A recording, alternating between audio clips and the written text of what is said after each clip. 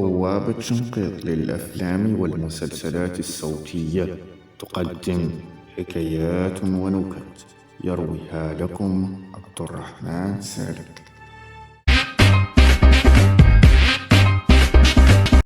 السلام عليكم مشاهدين بوابة الشنقيط للأفلام والمسلسلات الصوتية، تقبل الله صيامنا وصيامكم وغيامنا وقيامكم وضاعف لنا ولكم الأجر.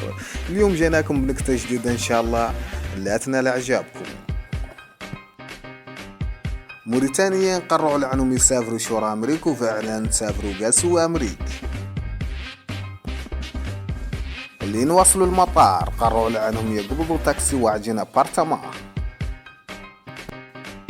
جبروا تاكسي صاحبه موريتاني، كيفتهم وقفوه قالوا له تاكسي ستيشن، نحن واعجين ابارتمان ستيشن.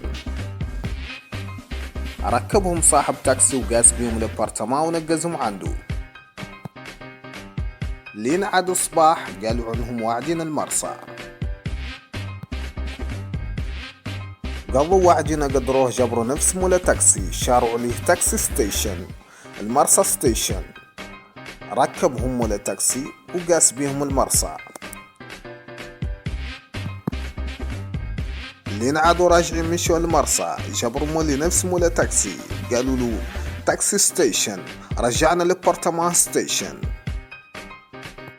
اللي ركبوا الوتد تلاو يشدوا الاخبار بيناتهم. قال واحد منهم يا اخوي الانجليزيه هذه ما ابسط منها شيء، نحن جينا لامريكا نهار واحد راعينا عندنا نتكلموا بها.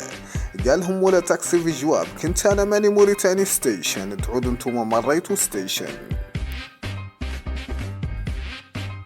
والى نهايه هذه النكته نرجو انكم استمتعتم، والى اللقاء.